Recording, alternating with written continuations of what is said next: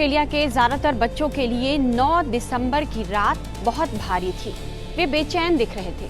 यह बेचैनी कुछ इस तरह की थी कि मानो उनके हाथ से उनके प्यारे खिलौने छीने जा रहे हों। कुछ उदास थे, कुछ चिंता में थे, तो कुछ परेशान थे और कुछ विदाई संदेश लिख रहे थे। कुछ बच्चे यह सोच रहे थे कि वो छुट्टियों में अपने दूर दराज रहने वाले दोस्तों से कैसे जुड़ेंगे। उन्हें कैसे पता चलेगा कि स्कूल के बाद उनके दोस्त क्या क्या कर रहे हैं। बच्चों में यह एंजाइटी इसलिए देखी गई क्योंकि 10 दिसंबर की सुबह उनके लिए नई होने वाली थी। 10 दिसंबर को ऑस्ट्रेलिया के लाखों किशोरों के लिए सुबह बेहद बदली और उदास भरी होकर आई। ऐसा इसलिए क्योंकि उनके सोशल मीडिया अकाउंट बंद हो चुके थे। 10 दिसंबर को ऑस्ट्रेलिया में एक नया कानून लागू हुआ जिसमें 16 साल से कम उम्र के बच्चों के लिए सोशल मीडिया बैन हो गया।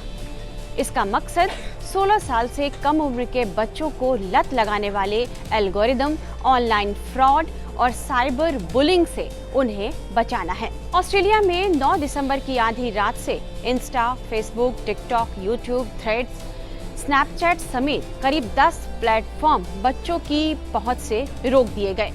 नए कानून के मुताबिक यदि सोशल मीडिया के अलग अलग प्लेटफॉर्म ने बच्चों के अकाउंट नहीं हटाए तो उन्हें करीब 300 करोड़ रुपए तक का जुर्माना भी भरना होगा। इस तरह ऑस्ट्रेलिया बच्चों के लिए सोशल मीडिया से बैन करने वाला दुनिया का पहला देश बन गया है। ऑस्ट्रेलिया में 13 से 15 साल के करीब 95% बच्चे सोशल मीडिया पर थे। ऑस्ट्रेलिया के पीएम एंथनी अल्बनीज ने कहा है कि यह टेक कंपनियों के अधिकार वापस लेकर परिवारों को सौंपने जैसा है।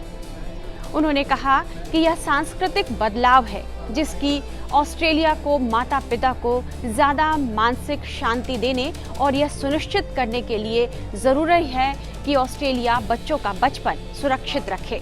आखिर ऑस्ट्रेलिया में इस तरह के कानून की जरूरत क्यों पड़ी, इसे हम समझ लेते हैं। दरअसल ऑस्ट्रेलिया में बच्चों के ऑनलाइन बुलिंग के शिकार होने की कई शिकायतें मिल रही थी। न केवल शिकायतें मिल रही थी बल्कि इसमें बच्चों की जान जा रही थी। एम्मा मेसन नाम की महिला की 15 साल की बेटी ने ऑनलाइन बुलिंग की मानसिक प्रताड़ना झेलने के बाद 2022 में आत्महत्या कर ली। बच्ची की आत्महत्या ने पूरे ऑस्ट्रेलिया को हिलाकर रख दिया। तभी से इस तरह के कानून बनाने पर चर्चा शुरू हो गई।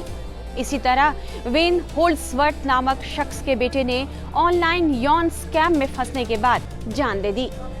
इसके बाद बच्चों को ऑनलाइन शोषण से बचाने के लिए कानून बनाने की मांग जोर पकड़ने लगी। सिर्फ ऑस्ट्रेलिया ही नहीं बल्कि पूरी दुनिया में सोशल मीडिया के दुष्प्रभाव पर चिंता जाहिर की जा रही है। यूनिसेफ की एक रिपोर्ट बताती है कि 30% किशोर ऑनलाइन बुलिंग का शिकार हो रहे हैं। WHO की एक रिपोर्ट भी कहती है कि 2018 से 2022 के बीच किशोरों में सोशल मीडिया की लत और बेलगाम टाइमिंग 7% से बढ़कर 11% हो गई है। 2024 में जारी WHO की रिपोर्ट के मुताबिक कोविड महामारी ने बच्चों के एक दूसरे के प्रति आचरण में बेहद बदलाव ला दिया। इस दौरान बच्चों में दोस्ती की वर्चुअल हिंसा का तेजी से चलन बढ़ा है।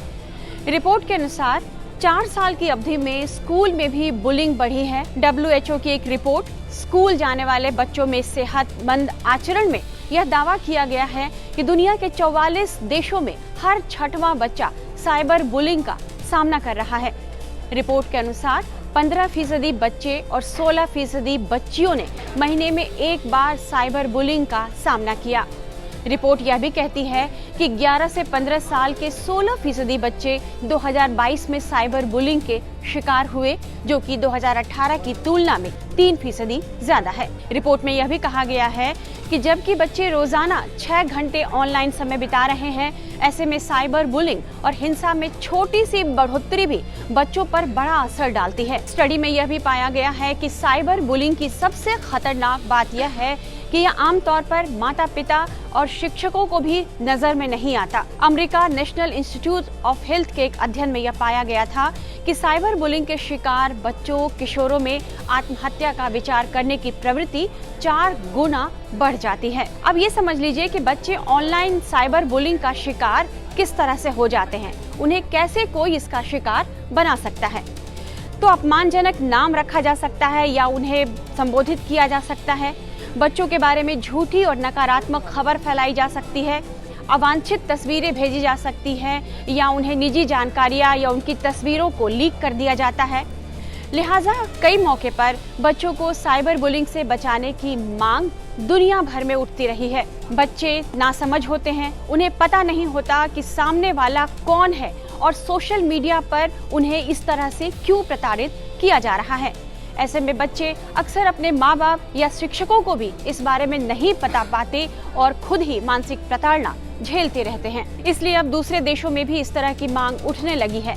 हालांकि ऑस्ट्रेलिया में लागू हुए इस नए कानून की प्रमुख प्रौद्योगिकी कंपनियों और अभिव्यक्ति की स्वतंत्रता के पैरोकारों ने बड़ी आलोचना की है। आलोचकों का कहना है कि इस तरह सोशल मीडिया पर पूरी तरह से बैन लगाने से बच्चे और भी खतरनाक और नियंत्रित प्लेटफॉर्म की ओर जा सकते हैं। लेकिन ऑस्ट्रेलिया के माता पिता और बच्चों के अधिकारों के पैरोकार इस बात से खुश हैं। माता पिता का कहना है कि जैसे बच्चों को सोशल मीडिया की लत लगी थी, बैन के बाद वह लत भी इसी तरह छूट भी जाएगी। वहीं बच्चों की ऑनलाइन सुरक्षा को लेकर कई और देश भी इस तरह के उपायों पर गंभीरता से विचार करने लगे हैं।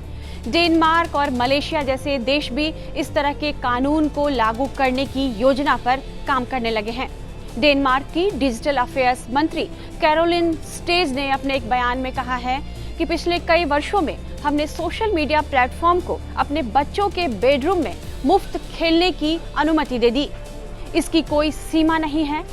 जब हम रात में अपने शहर में जाते हैं तो बाउंसर्स होते हैं जो युवा लोगों की उम्र की जांच करते हैं ताकि यह सुनिश्चित किया जा सके कि वे ऐसे किसी भी प्रोग्राम में या ऐसी पार्टी में न जाएं जिसमें उन्हें शामिल नहीं होना चाहिए। उन्होंने यह कहा है कि डिजिटल दुनिया में हमारे पास कोई बाउंसर नहीं है और हमें निश्चित रूप से इसकी आवश्यकता पड़ रही है। फिलहाल इस नए कानून के बाद ऑस्ट्रेलिया के पीएम यह उम्मीद कर रहे हैं कि अब उनके देश के बच्चे आने वाले स्कूल की छुट्टियों का पूरा लुत्फ उठाएंगे।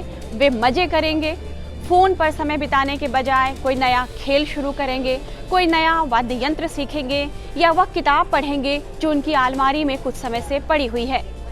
सबसे जरूरी बात है कि वे अपने दोस्तों और परिवार के साथ आमने सामने अच्छा समय बिताएंगे।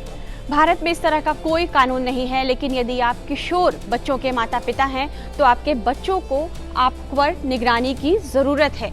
आप बच्चों के फोन पर नजर रखिए, उनकी गतिविधियों पर नजर रख सकते हैं और यह जरूर ध्यान दीजिए कि वे ऑनलाइन कितना समय बिता रहे हैं और सबसे जरूरी बात कि किसके साथ बिता रहे हैं। इस तरह के तमाम एक्सप्लेनर्स और बाकी खबरों के लिए आप देखते रहिए टाइम्स नाउ भारत का डिजिटल प्लेटफॉर्म।